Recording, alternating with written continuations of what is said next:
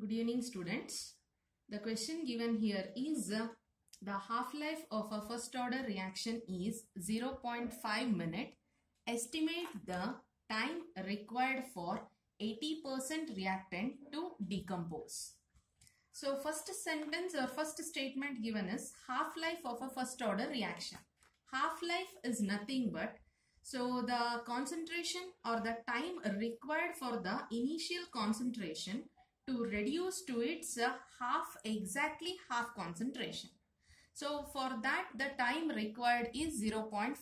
For first order reaction, T half is equals to 0.693 K, and we have substituted the value, that is 0.5 as T half, that is half-life period, and we got the value as K is equals to 1.386 per minute, because since this 0.5 is in minute, so we got the K value as 1.386 per minute. So the question given is time required for 80% reactant to decompose. So initial concentration is 100. Why it is 100 is, since it has been given as percent, so the percent indicates the initial concentration is the initial concentration of the reactant is 100, and now we need to find out the time when the concentration of the reactant is being reduced. How much it is reduced is so RT value we are finding. So that is so initially it was 100. Now 80% of the reaction is completed. The remaining is 20% of the reactant. So at time T, the concentration of the reactant remaining is 20. So we have for first order reaction, K is equals to 2.303 by T log R naught by RT. R naught indicates initial concentration of the reactant. RT is the concentration of the reactant at a time T. We need to find out the time. So T is equals to 2.303. The K value from the first statement, or here we have calculated. So K value is 1.386, that we are going to substitute here. Log 100 by 20, it becomes log 5. And a few of the log values you need to remember, since we are calculating for competitive. So log 5 value is 0.6989. So that will be substituting. So T is equals to, since our K value is in minute, so time we are going to get in terms of minute only. And but in the options we have been given with second. So we need to convert this minute in terms of second by multiplying this one by 60. We'll be getting the answer as 69.6 seconds. The EMF of a Daniell cell at 298 Kelvin is E1. So the cell representation is given, Zn to ZnSO4 with concentration 0.01 molar, CuSO4 to Cu with concentration 1 molar. When the concentration of ZnSO4 is 1 molar and that of CuSO4 is 0.01 molar, the EMF changed to E2. The relationship between E1 and E2 we need to find out. So the question given is, initial concentration was 0.01 molar of ZnSO4 and 1 molar of CuSO4. At that time, the EMF of Daniell cell was E1. When concentration changes, then the EMF changed to E2. The relationship between E1 and E2 we need to find out. So always such kind of questions will be coming in CET level also as well as NEET level also. Always you remember the left side one always will be an anode. So it is of anode followed by salt bridge. So after that the right side one always will be cathode.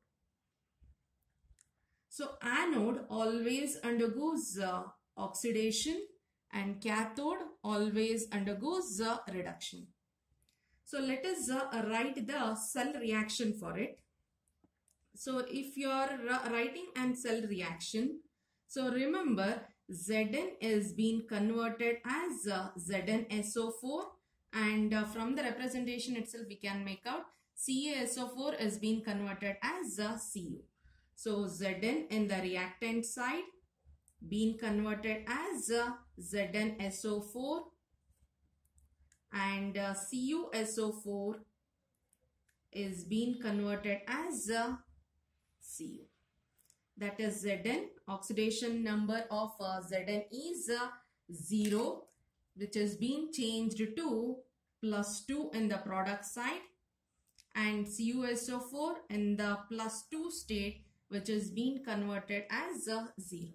So Zn 0 to 2 plus, that is undergoing oxidation, and CuSO4 to Cu, it is undergoing reduction. So here in the question they have mentioned the concentration. We shall also write the concentration of it.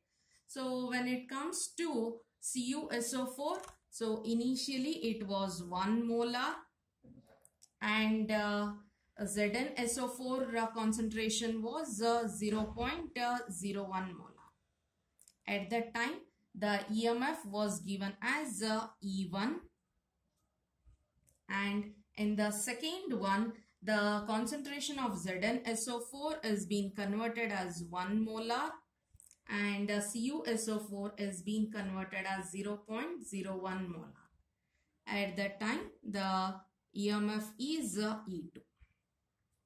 So cell reaction, it is clear that the number of electrons exchanged is 2. So we can write N value, that is equals to 2. N is equals to 2. From the Nernst equation, E cell is equals to E naught cell minus 0.051 by N log of product divided by reactant. That is the concentration of product divided by concentration of reactant. So concentration of product when we are considering, that is ZnSO4. In the cell reaction we have in the product side ZnSO4 and Cu. So the concentration of Cu, since it is a metal, the concentration of Cu is 1, and the concentration of ZnSO4, so in two different EMFs it is given, so that we are going to substitute and we are going to deduce the relationship between E1 and E2. So let us go first for E1. So E1 is equals to E naught cell. So when we come with the E naught cell value remains the same. It is the standard EMF of the cell. Since it is an Daniell cell, so whatever the concentration of reactant and product, it is going to change. But E naught cell, that is a standard EMF, remains the same for both. So E naught cell minus 0.0591 divided by N. N is nothing but number of electrons getting exchanged, or number of charge difference, that is 2, log of concentration of product. Concentration of product is nothing but concentration of ZnSO4, it is 0.01 divided by concentration of reactant. So in the reactant side also same thing. So when it comes for reactant, concentration of CuSO4 with concentration of Zn. Since Zn is a metal, concentration of Zn is 1. And concentration of CuSO4, it is 1 molar given. So it is 0.01 divided by 1. So 0.01 we can write it as 10 to the power minus 2. So we can write that 10 to the power of minus 2 as minus 2 log 10. We know that log 10 value is 1. So E naught cell minus 0.0591 into minus 2, 2 gets cancels. Minus into minus, it becomes plus. So E1 is equals to E naught cell plus 0.0591, and E2 we are going to find out now. Same thing as before. So E naught cell remains constant and N value is also same, since the cell reaction is same. So number of electrons getting exchanged is same. So N value is 2 log of product concentration divided by reactant concentration. So in E2, the product ZnSO4 concentration is 1 and reactant concentration is 0.01. So 0.01 we can write it as 10 to the power of minus 2. When you take that one to numerator, it becomes 10 to the power of plus 2. So 10 to the power of plus 2 can be written as 2 log 10. So same thing, log 10 is 1. 2 gets cancels. E naught cell minus 0.0591, E naught cell minus 0.0591, and that is E2. Since here you can observe it is a positive and here it is a minus sign or subtraction. So always the value of E1 is greater than value of E2. So the answer is E1 greater than E2. Elevation in boiling point was 0.52 degrees Celsius when 6 gram of a compound X was dissolved in 100 gram of water. Molecular weight of X is Kb for water is 0.52 per 1000 gram of water. So this is a question from solution chapter. So in solution chapter we have two parts. So one part, the second part of it is colligative properties. Elevation in boiling point is nothing but it is an colligative property. So colligative property is the property which depends upon the number of particles rather than nature of the substance. So there are four different colligative properties, that is relative lowering of vapor pressure, elevation in boiling point, depression in freezing point, and osmotic pressure. So elevation in boiling point. Elevation in boiling point is nothing but the boiling point is going to increase. When substance is being added to the solvent or solute is being added to the solvent, the boiling point increases. Why it increases is, so let us consider, so if at all, if we have taken NaCl and we have added that one to water, NaCl dissociates as Na plus and Cl minus. So there will be an force of attraction between these ions to water, or in the NaCl crystal itself. So there will be a dipole arising. So there will be, usually whenever we consider any solute being added to solvent, these are the few common things.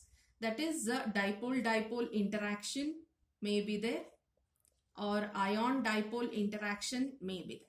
So due to this interactions or due to this interactive forces, so the boiling point of the solvent is going to decrease.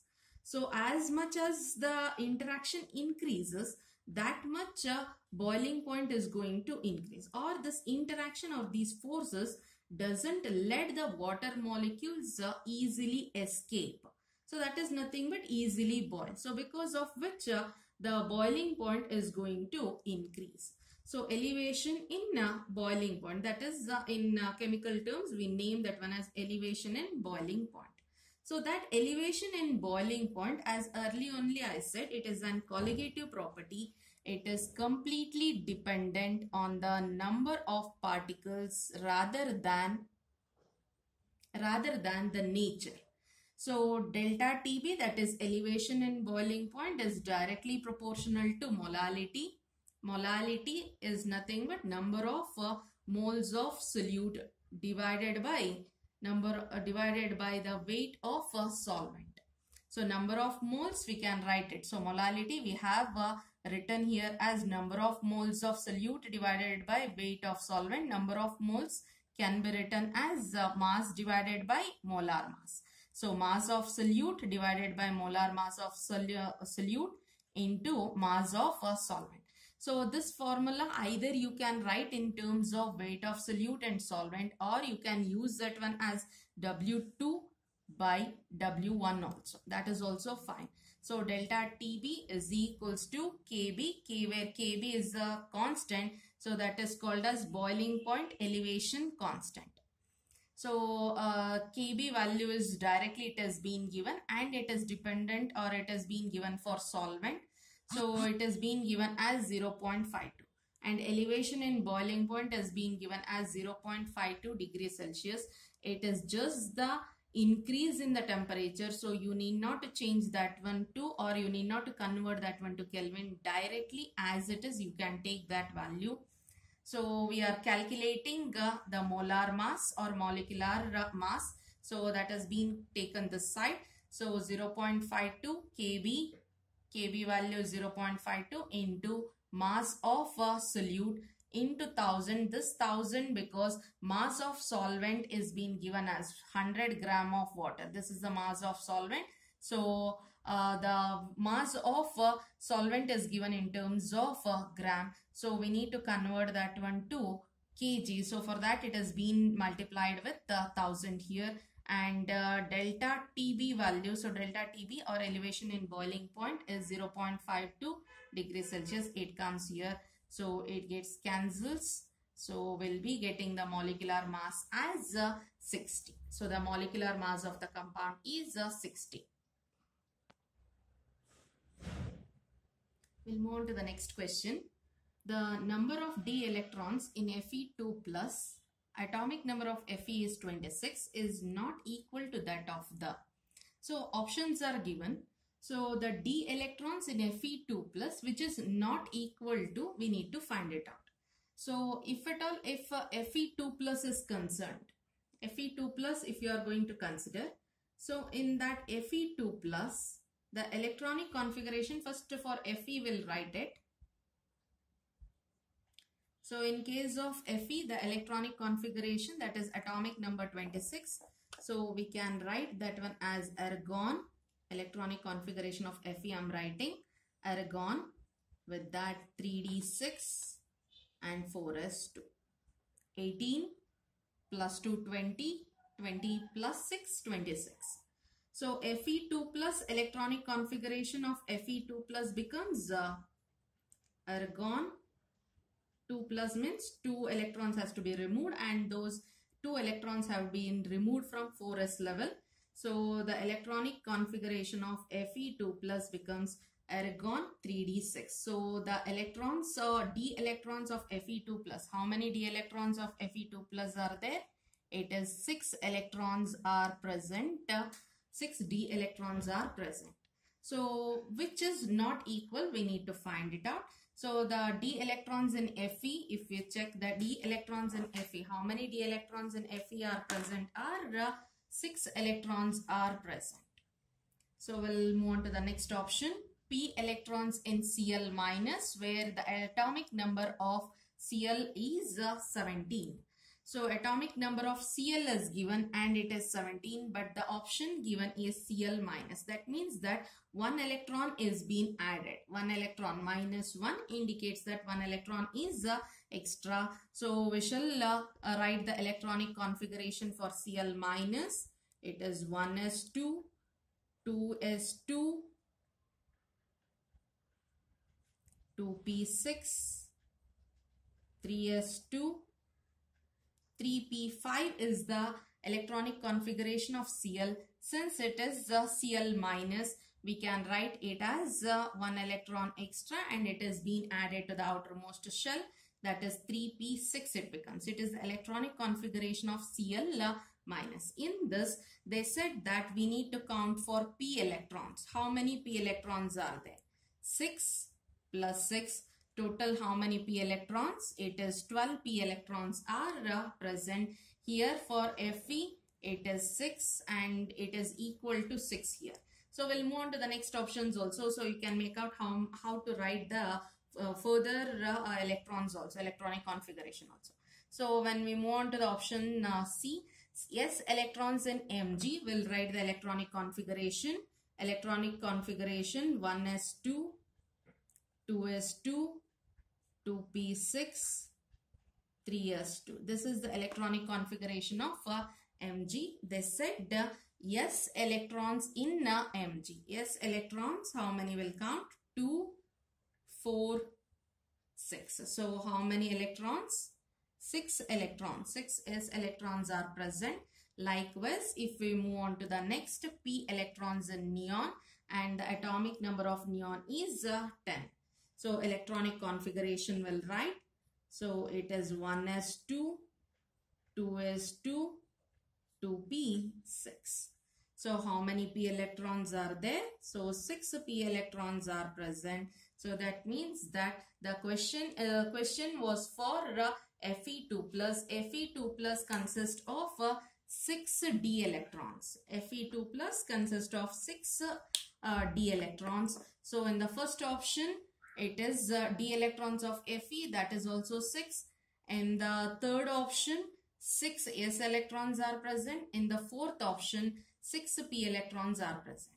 So which is not equal is the second option. So that is 12 electrons, 12 p electrons are present. So that is not equal to d electrons of Fe2 plus. We'll move on to the next question.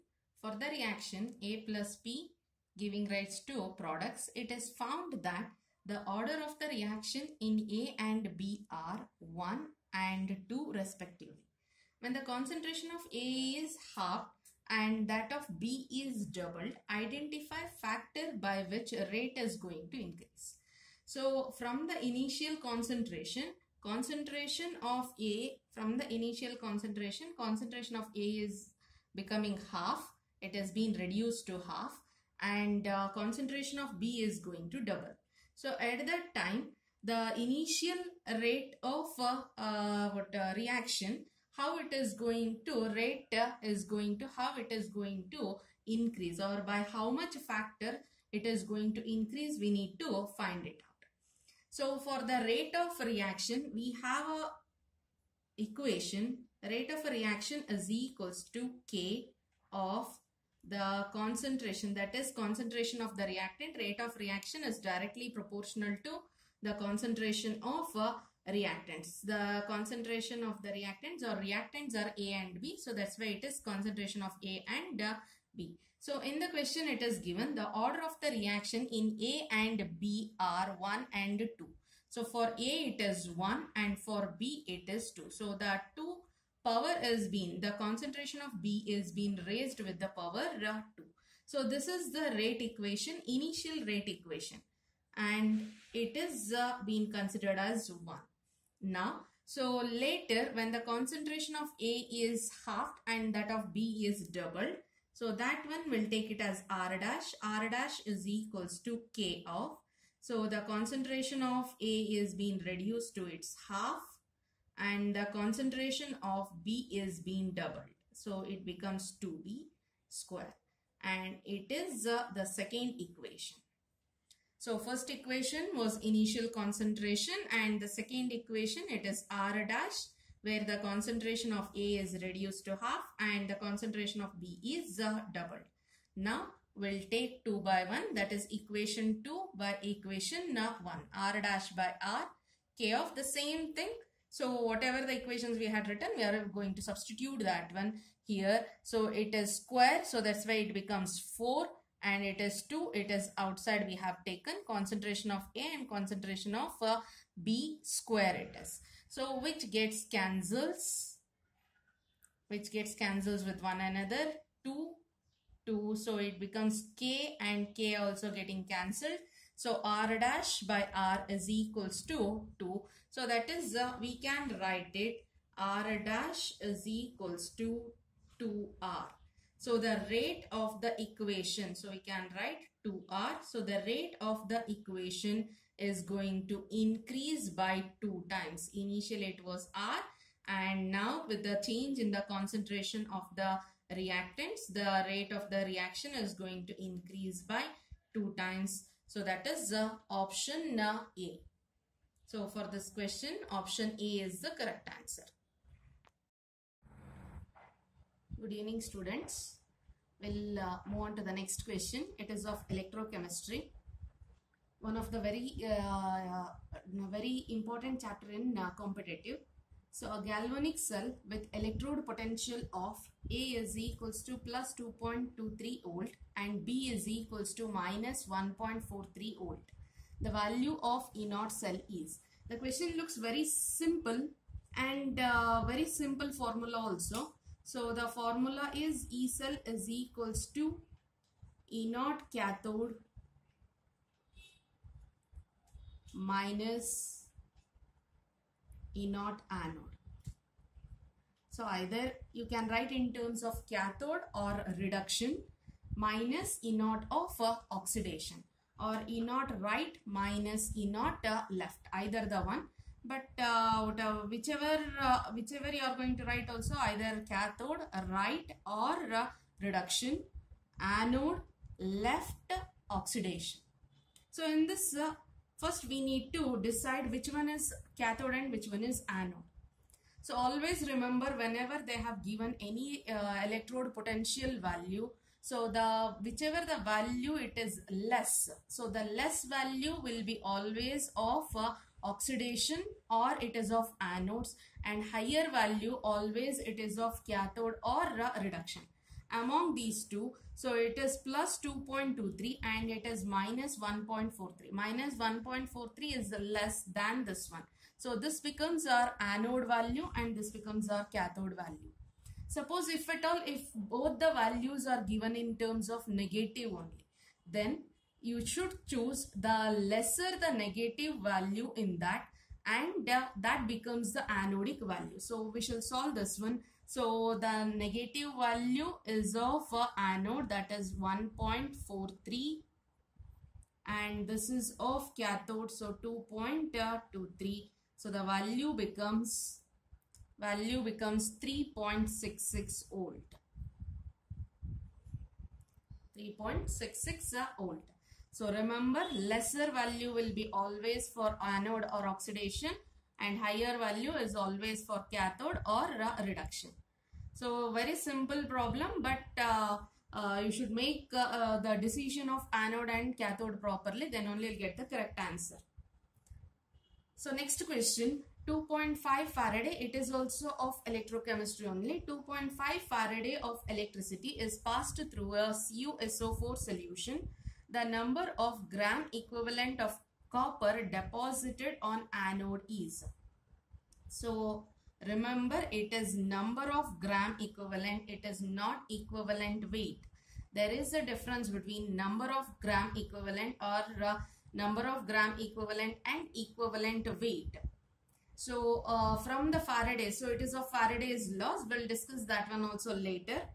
So from the Faraday's laws, it says that, so Faraday's law says that, or second law of Faraday's says that amount of any substance produced at any electrode is proportional to, or is directly proportional to, equivalent weight of that particular substance. That is the second law. So from the Faraday's law, we can say that 1 Faraday of electricity, so or 1 Faraday of electricity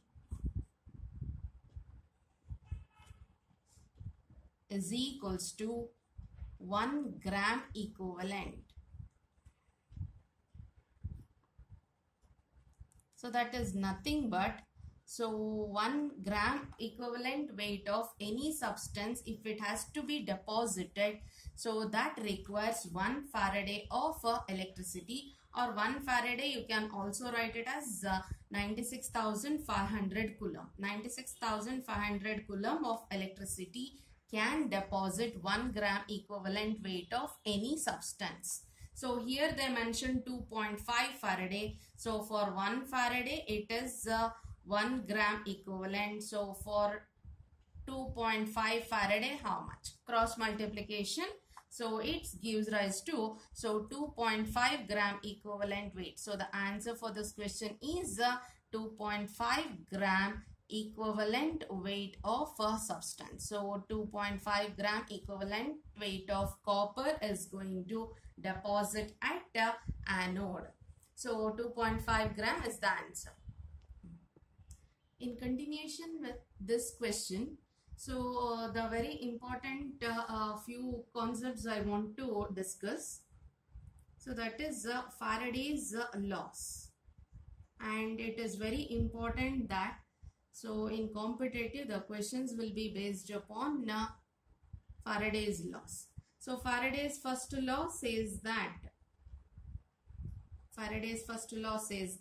the amount of any substance which is getting deposited is directly proportional to the amount of electricity which we are going to pass into the electrolytic cell. So we'll write the electrolytic cell. So let us consider one as cathode and one as anode. This is an electrolytic cell. So we are passing the electric current to the electrodes. So amount of current, how much you are passing, the same amount of substance either getting deposited. So at cathode the substance is going to deposit, and at anode the substance will be liberated. So first law says that amount of substance getting deposited or liberated at electrode is directly proportional to the amount of electricity which is being passed into the electrolytic solution. The same way we'll write for second law. So second law says that amount of substance which is getting either deposited or liberated at the electrode is directly proportional to the equivalent weight of that particular substance. So amount of substance getting deposited or liberated at any electrode is directly proportional to equivalent weight of that particular substance. So we can say that, so in both the laws, so we can say that, so weight is there. So in combining these two laws, so combining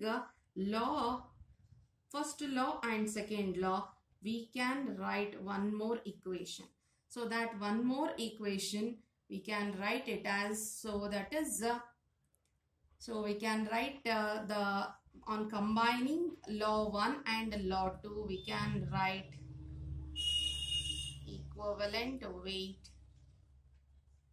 divided by Faraday, and that Faraday, because it is a proportionality constant, we have taken that in this way. So we can reduce this one into a standard form. 1 Faraday by Q, that is amount of electricity, is equals to equivalent weight, and it is a very important form. So the question will be asked based upon this formula, that is how much amount of, that is, this is the weight of the substance getting deposited. So how much amount of substance is getting deposited when passing so and so amount of current. So Q, we can also write it as, the Q is the charge. Q can also be written as I into T. I is the current passed and T is the time. So time, for how much time we have supplied I amount of current. So this is the equation, and it is very, very important. Mark this one as important. So because most of the competitive exams we got this question by solving, this formula is required to solve the problems. So this is one thing. So gram equivalent weight. So we know already equivalent weight. So what is equivalent weight? When equivalent weight has to be explained, equivalent weight is equals to atomic mass divided by N. So N is the valence factor. So atomic mass and N is valence factor. Valence factor is nothing but, so if at all suppose you have taken a substance as CuSO4. So it dissociates as Cu2 plus and SO4 2 minus. Then valence factor becomes the charge of this particular ion plus 2. Suppose if you have taken a substance as H2SO4, an acid you have taken, then the valence factor becomes number of H plus ions, number of easily removable H plus ions. So H2SO4 dissociates as 2H plus and SO4 2 minus. That means that, so 2 H plus ions it gives out. So atomic mass divided by 2. Likewise, if at all, if you are taking an equation as MnO4 minus and it is being converted as Mn2 plus. So at that time, the oxidation state of Mn is +7 and oxidation state of Mn2 plus is +2. So there is a change in the oxidation state from +7 to +2. So at that time the valence factor or N factor becomes 5. The atomic mass will be writing divided by 5. So every N factor or valence factor has different values and different meaning. If it is a substance, it becomes a charge. If it is an acid, easily replaceable H plus ions or number of H plus ions. If it is in terms of a reaction which includes change in the oxidation state, then so the valence factor becomes the change in the oxidation state. So either we can write it as N or valence factor. Likewise, we have a gram equivalent weight. So gram equivalent weight is nothing but, so we can write gram equivalent weight here. So gram equivalent weight as, or as a formula we can write gram equivalent weight is equals to mass or weight divided by equivalent weight. So always remember, equivalent weight is not equals to gram equivalent weight. Gram equivalent weight is different from equivalent weight. So equivalent weight is equals to atomic mass divided by N or valence factor, but gram equivalent weight is equals to mass divided by equivalent weight. What equivalent weight we can substitute as atomic mass into N also. So this is the difference between equivalent weight and gram equivalent weight. So 1 Faraday of, so in the earlier problem we have already seen. So 1 Faraday of electricity, if it is passed, or 1 Faraday is equals to 1 gram equivalent weight of any substance which is getting deposited. Okay, we'll move on to the next question. Aluminium crystallizes in a cubic close packed structure. Its metallic radius is 125 picometer. Estimate how many unit cells are there in 1 centimeter cube of aluminium. So we need to find out the number of unit cells present in 1 centimeter cube of aluminium. So for that we have been given with an data, that is radius. Radius is 125 picometer. And it is of cubic close packed structure. So for cubic close packed structure, so we have a formula, edge length A is equals to 2 root 2R. So for what this formula is useful is, we can calculate the volume of one unit cell by using A value. A is nothing but it is the edge length. So by using that one, we can find out the volume of one unit cell. So radius we know, so we can substitute the value. So root 2 is 1.414 and radius they have given, that is 125 picometer. But the thing is, the edge length should be in terms of always a centimeter only.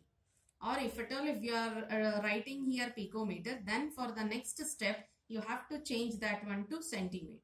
So on solving this one, you'll be getting the value as 353.5 picometer, or we can round it off that one as 354 picometer, or into 10 to the power of minus 10 centimeter.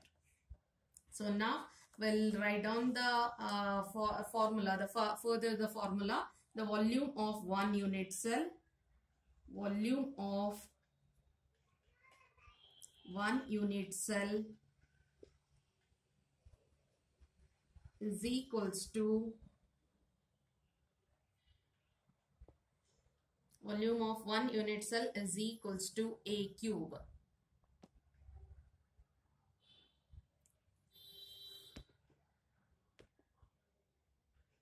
Volume of one unit cell is equals to A cube. We got A value here, that we are going to substitute here in terms of centimeter. So that value will be getting as 4.4 into 10 to the power of minus 23 centimeter cube. So if the volume is, 4.44 into 10 to the power of minus 23 centimeter cube. So this much, for this much volume, So we have 1 unit cell. For this much volume, we have 1 unit cell, and in the question they mentioned it as 1 centimeter cube. So the volume in the question, it is given as 1 centimeter cube. So for 1 centimeter cube of volume, how many unit cells are present? It is a cross multiplication. So if it is done, then 1 divided by 4.44 into 10 to the power of minus 23. So here 1.00 centimeter cube into centimeter cube. So centimeter cube gets cancels, and if it is done, then you are going to get the value as, so here it is minus 23. So we are going to get the value as 2.25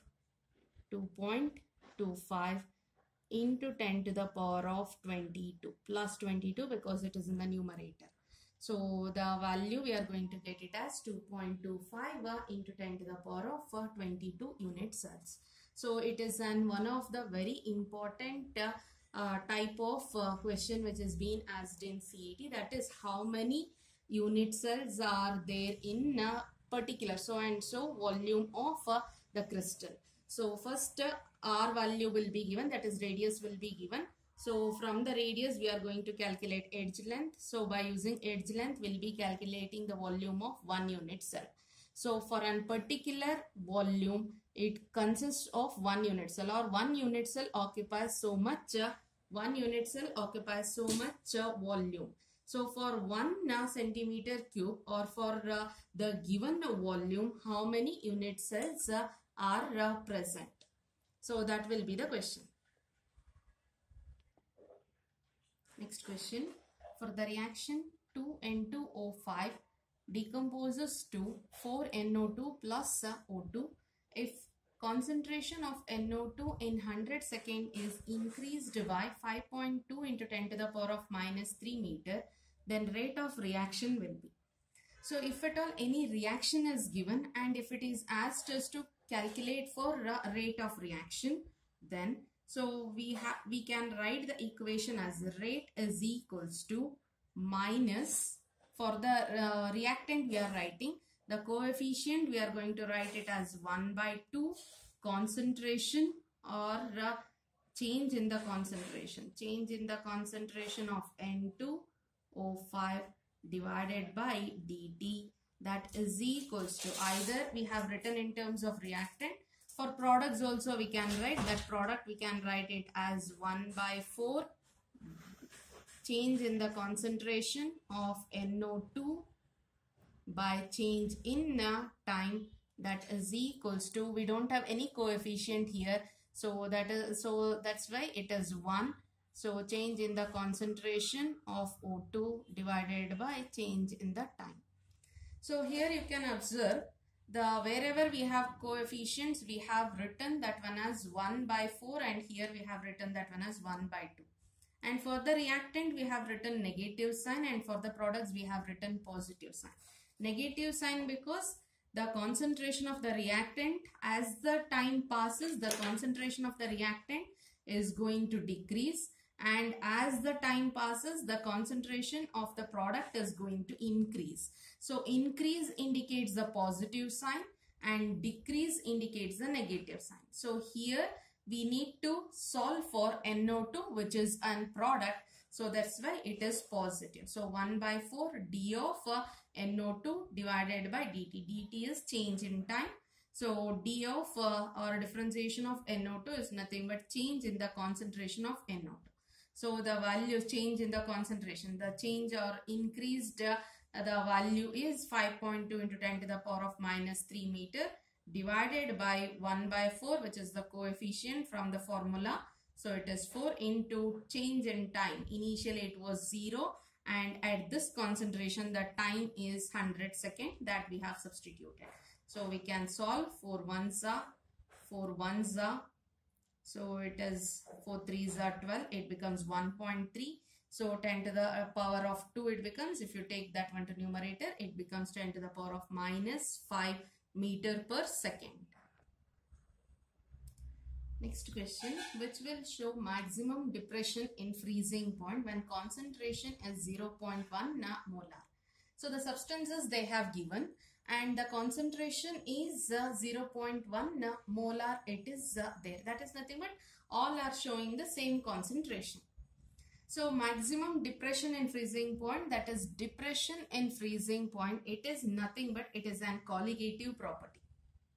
So colligative property already we have discussed. Colligative property is directly proportional to number of particles and it is independent of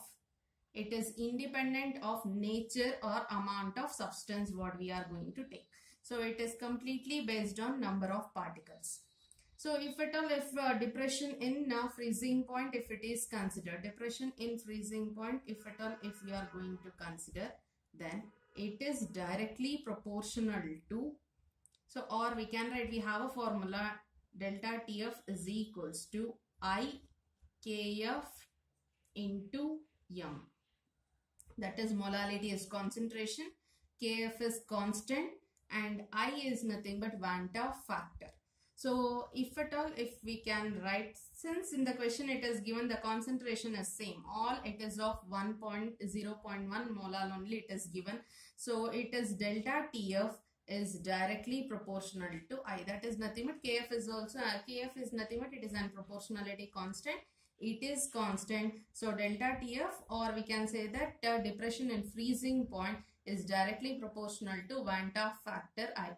So Van 't Hoff factor, how we are going to calculate is, so for K2SO4, K2SO4 dissociates as 2K plus SO4 2 minus, and NaCl dissociates as Na plus and Cl minus. So you can't dissociate urea, you can't dissociate glucose. So but the thing is, if you consider K2SO4, K2 2K plus and SO4 2 minus, that is nothing but 2 plus 1, that is 3. So I or Van 't Hoff factor for this one is 3. 2 plus 1 it is 3 and it is 1 plus 1 it is 2. And for this one it is not going to dissociate, I is equals to 1 and here also it is I is equals to 1. Since all are with same concentration, delta TF is directly proportional to I. So higher the value of I, the maximum will be the depression constant. Maximum will be the depression in the freezing point. So we can say that K2SO4 is the correct answer for this question. K2SO4 is the correct answer for this question. If at all suppose, that is nothing but, so how it is the correct answer or how it is going to increases, we have taken one particle and that one particle upon dissociation is shown in the, or it is seen in the solution as 3 particles. So number of particles has increased here.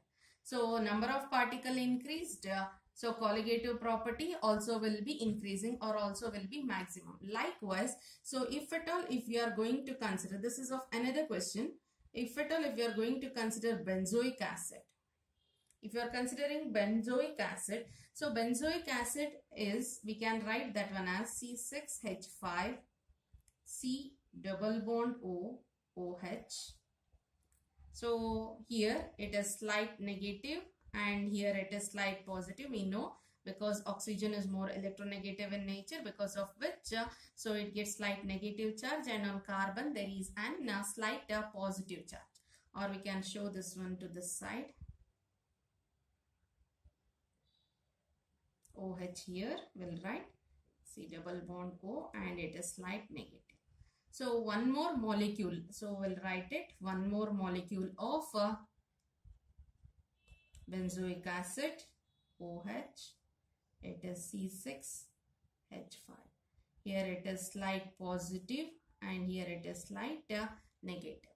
So in this benzoic acid, if you consider, so since it is an polar nature, positive and negative sign it is showing. So there is an force of attraction between the negative end of the one of the benzoic acid molecule with the positive. So this is called as dimer. So it is nothing but dimer formation, or the process is called as dimerization, or we can call dimer. That is two molecules combining together. When you see two molecules of benzoic acid, so when it is in the solute form, two molecules of benzoic acid is there. When we are adding that one to solution, a dimer is formed, which seems to be one molecule, or which seems to be one particle. We can say not as molecule, so which seems to be one particle. So number of particle is going to decrease. When number of particle decreases, automatically the colligative property is also going to decrease. So it is due to dimerization. So we can call this one as association also. So this is association, this part. So that is benzoic acid part. This is association, and this is nothing but dissociation. Upon dissociation, if ions are formed, if upon dissociation colligative property increases, upon association colligative property is going to decrease. So this is about Van't Hoff factor. Next question.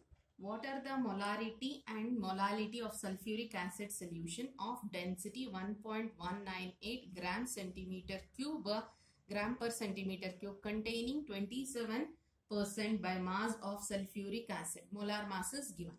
So we need to find out molarity as well as molality. So already we know molarity is equals to number of moles of solute by volume of solution. Number of moles can be written as mass of solute divided by molar mass of solute. Likewise, molality is equals to number of moles of solute by weight of solvent. So number of moles, once again mass divided by molar mass. So if at all, if we have to calculate this one, we need volume of solution as well as mass of solvent. So that can be calculated, or that can be deduced by using the density. One thing. And another data they have given is 25% by mass of sulfuric acid. By using these two things, we are going to get that one. So first one, so it is 27% by mass of H2SO4. 27% by mass of H2SO4. This indicates 27 gram of H2SO4 in 100 gram of solution. So the mass of solution is 100 gram. So this is the mass of solution. Mass of solution is 100 gram. So if 27 in 100 gram solution, we have solute as 27 gram and water as 100 minus 27, that is nothing but 73 gram. So 73 gram of water is present, or we can write it as a solvent also. Or we can write that one as a solvent also. So next, so from this we got. So we got now the mass of solvent. The mass of solvent we got it. Next, density. So density is equals to mass by volume. So density of solution is given, very important thing. It is the density given is, it is of solution, acid solution of density. So density of solution is given, that means that mass of solution by volume of solution it is. So we need a volume of solution to calculate molarity. We need volume of solution. Volume of solution is equals to mass of solution by density of solution. Mass of solution is 100 gram. Density in the question it is given as 1.198, and it is it is given as 1.198. So we'll consider that one, and if at all, if you calculate that one, it becomes 83.47.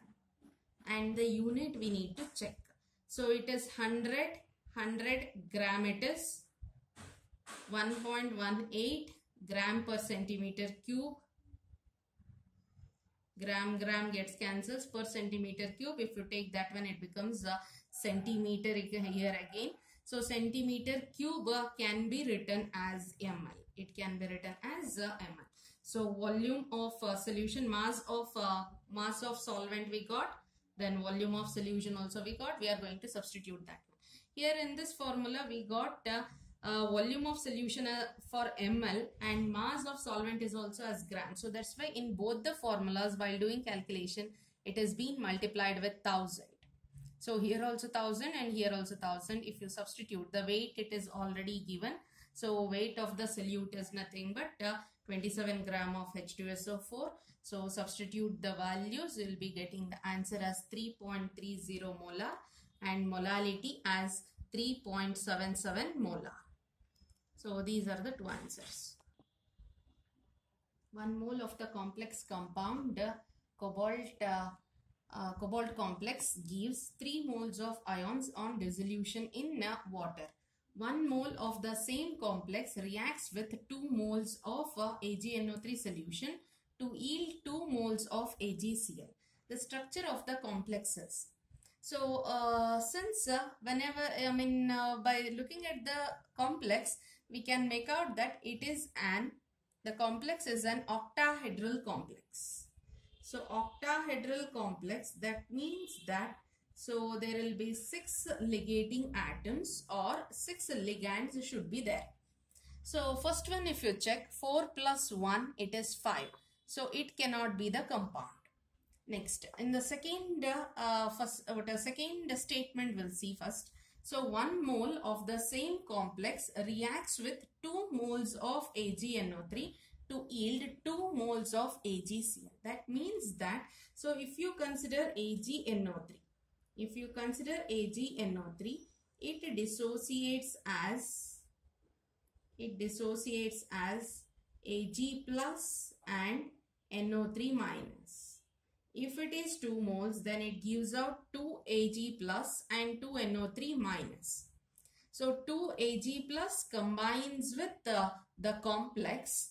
So to form, so it should combine with the 2Cl minus to form 2 moles of AgCl. So that means that we can find out the complex. So if the complex gives out 2Cl minus, then that compound is the correct answer for this question. So upon dissociation, if you check, so this compound, upon dissociation, it gives CO,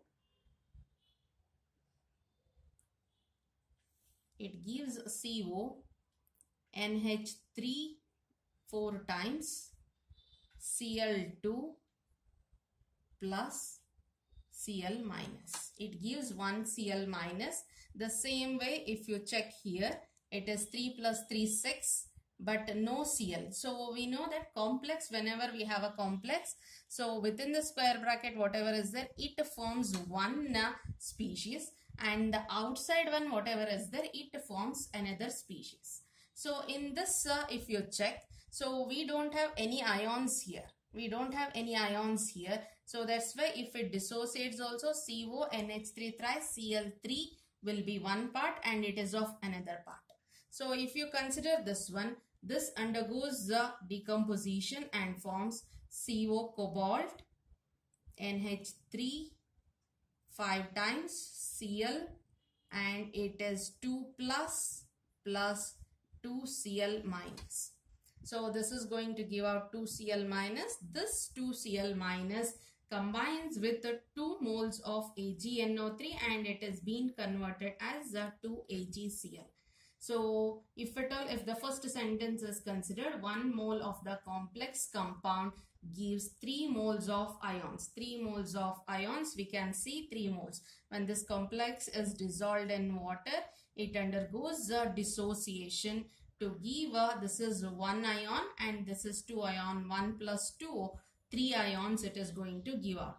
So it satisfies the first statement also, as well as it is going to satisfy both the second statement also. So the correct answer for this question is so D, cobalt pentamino chloride. It is the correct answer for this question.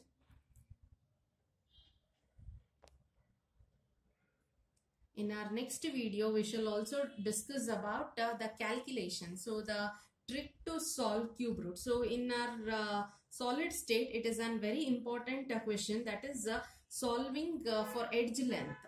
So always in the density problem, edge length we are going to get in terms of A cube. But ultimately we should solve that one for A by solving the numericals with the cube root. So in our next video, I'll be also teaching the simplest method to solve the cube root as well as square root also, and logarithmic value also.